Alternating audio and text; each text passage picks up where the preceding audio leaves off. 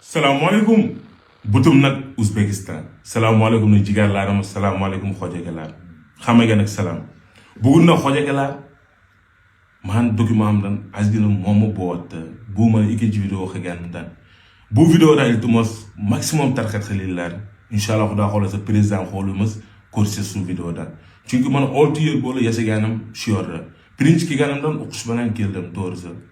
ken su paran dadam xama tolol xegan manda amalab xelab torsa ken dadam ut olu ketian jola jannata bose su par ke jam tor borol madam çünkü islam balan jurum çünkü oylandan xala bitu xol man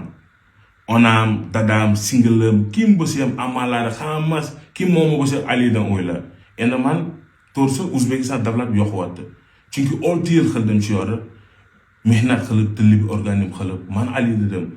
jiga dedim ali oturup shior oranlan Europe go bor bosko jo bor Uzbekistan amalop xelses kup nasa amal so bola çünkü xamamas odam de pisinayam yoson digen nasalam xaddoyam sunday bola man birinci Uzbekistan kila mama oyloma gen ma xayatom tora ken supat man keldam telib organim xeldam torsa enda supat nak davla bi judem kup orzumuz bor ishlab kup xarxat xilib oylanıp anca bolu oylanıp moxsuman çünkü supadan dokümanım pasporum bi islam yaptı xamamız bulamız ni xox xalish uchun paspor yaxshi kerak to'g'rimi so'roq bilan hammasi joyda bo'lishi kerak supat uchun o'ylanmadim endi nak Senegal davlatim bormoqchiman pasporim yangilib qilib tez kundan qaytmoqchiman O'zbekiston kelib ishlar bilan qilib men endi pasporimdan ozgina muammo bo'lyapti yaqinda telefon bo'lyapti bugun menda endi yaqinda sud bo'lyapti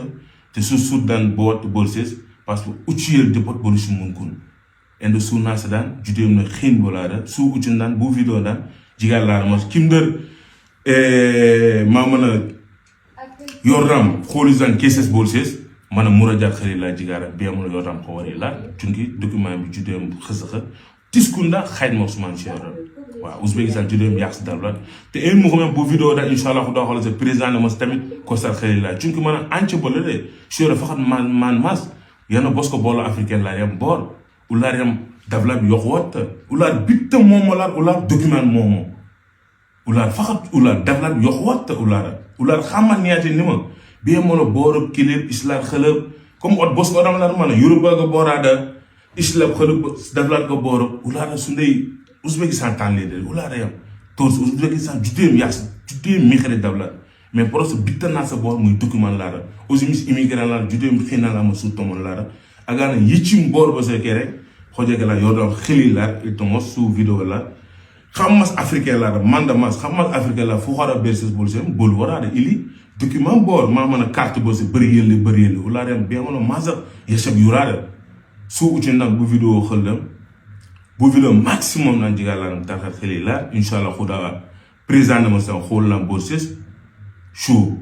rahmanni hammalarni Ramazon muborak bo'lsiz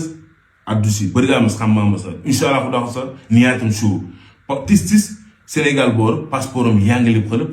qaytmoqchiman agar 3 yil deport bo'lsa qiyin bo'ladi chunki men ham oilam bor O'zbekistonda 6 yil qilganim shu yerda akalarimiz bor opalarimiz bor onalarim bor